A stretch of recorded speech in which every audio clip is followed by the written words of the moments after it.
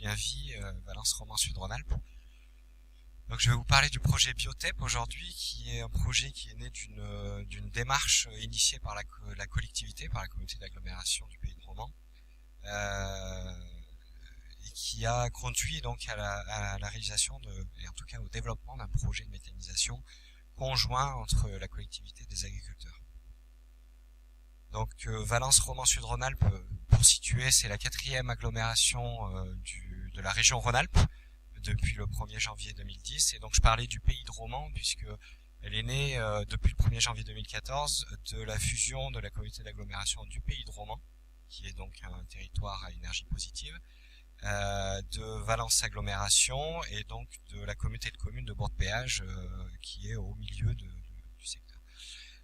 Donc c'est une agglomération avec à la fois un bassin de vie urbain autour de Valence et de Romans, donc deux pôles urbains, et une forte dominante rurale sur tout le reste du territoire. C'est également un territoire qui est plein de ressources en matière d'énergie renouvelable et plein de projets, donc dans toutes les filières quasiment. Donc les grandes étapes de la démarche de méthanisation territoriale. Pour resituer, depuis sa création à la fin des années 90, donc la communauté de communes du Pays de Romans, qui s'est transformée ensuite en communauté d'agglomération, entretenait déjà des liens forts avec le monde agricole et un engagement politique fort en matière environnementale et milieu des années 2000 sur le plan énergétique. Donc un des premiers plans climat en France également, le Pays de Romans. Et donc l'idée est partie d'une petite commune au nord de la communauté de communes, Saint-Christophe-le-Laris. Une idée et un constat des élus où était de dire sur notre commune on a quasiment autant de ruminants que d'habitants. Donc autant valoriser cette matière organique pour en faire de la méthanisation, en faire du biogaz. Qui plus est une station de stockage GDF sur la commune. Par contre, des coûts trop élevés et donc pas de débouché thermique non plus pour une solution de cogénération. Donc un projet abandonné sur cette commune rurale. Cependant, une idée reprise par la communauté de communes et une décision donc d'engager une étude territoriale via Solagro.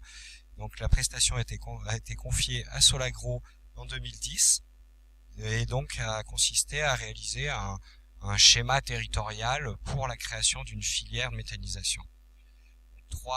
Une méthodologie assez très construite en 3 étapes, 3 phases qui ont permis d'identifier au final, donc la finalité c'est d'identifier 4 scénarios d'études de manière à rendre opérationnelle la stratégie territoriale. Donc la première phase d'enquête auprès des différents acteurs du territoire, donc des réunions d'information envers les agriculteurs, des enquêtes pour identifier leur volume de gisement de déchets organiques envers les industriels agroalimentaires, envers les grandes et moyennes surfaces, et envers les collectivités.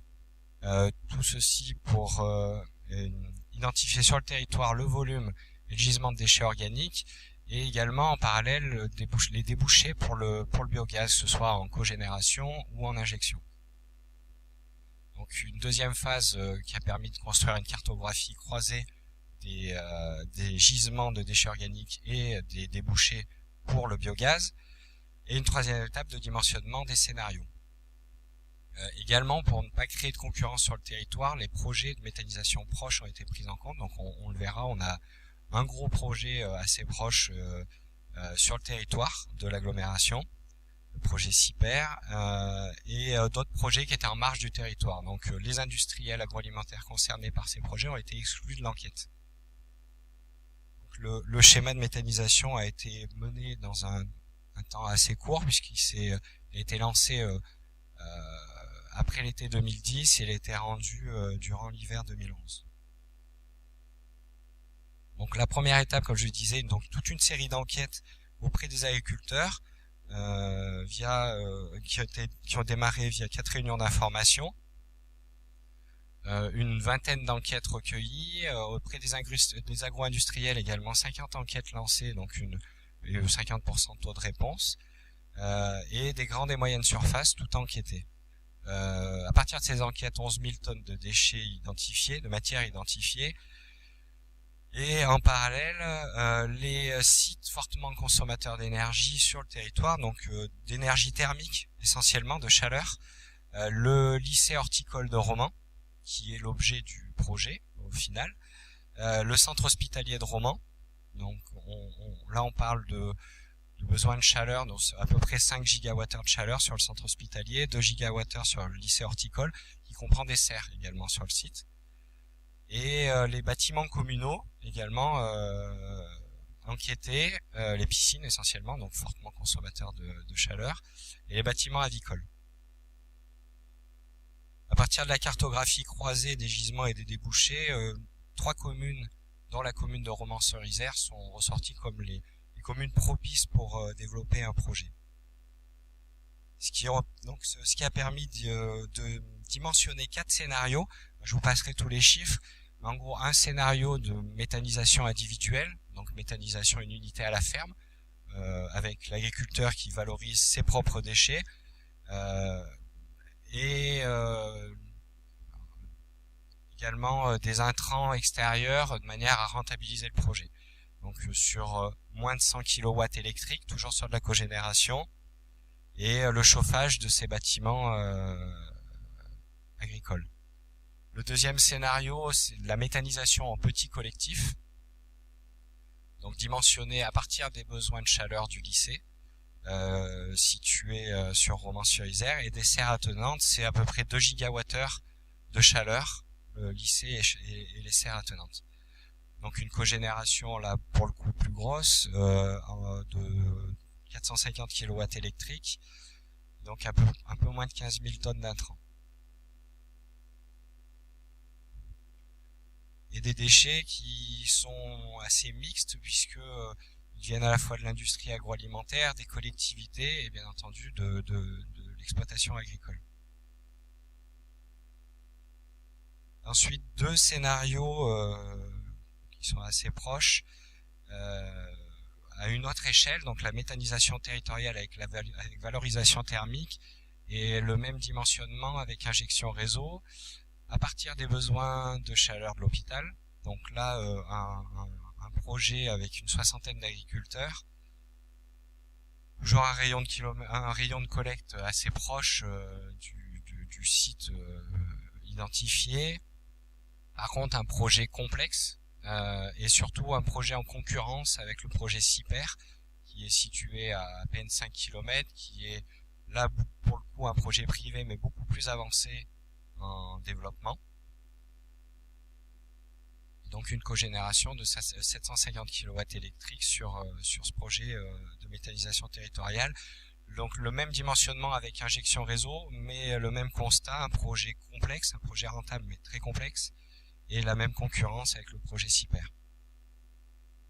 Au final, 2 orientations sont retenues à partir de cette étude territoriale.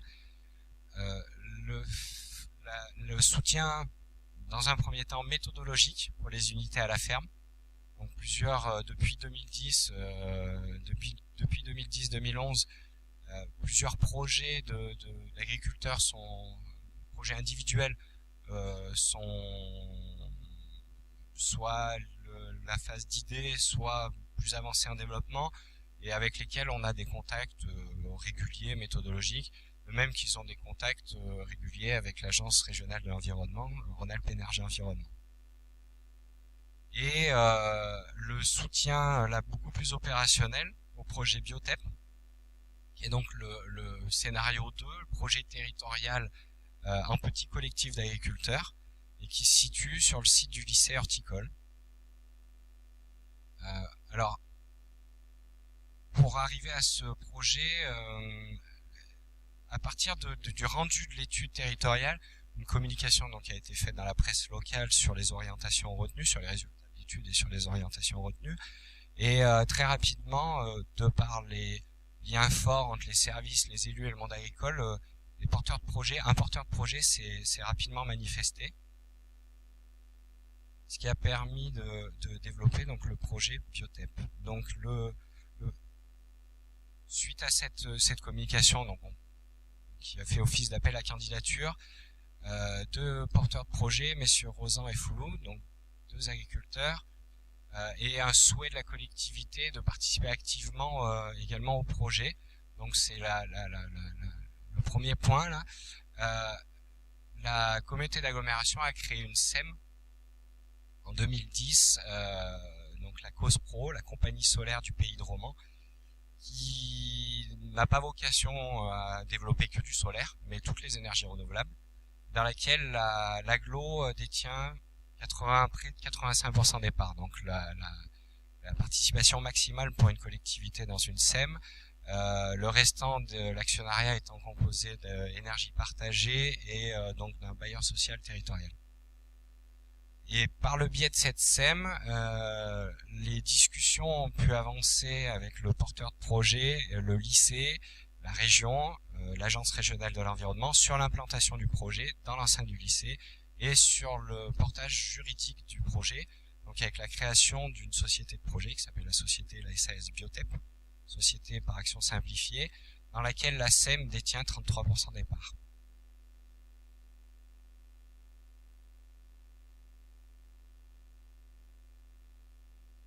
Donc voilà, 33% des parts. Pourquoi une minorité de blocage par les statuts de SAS, donc une maîtrise publique du projet, une légitimité aussi territoriale de par l'implication de la collectivité via la SEM.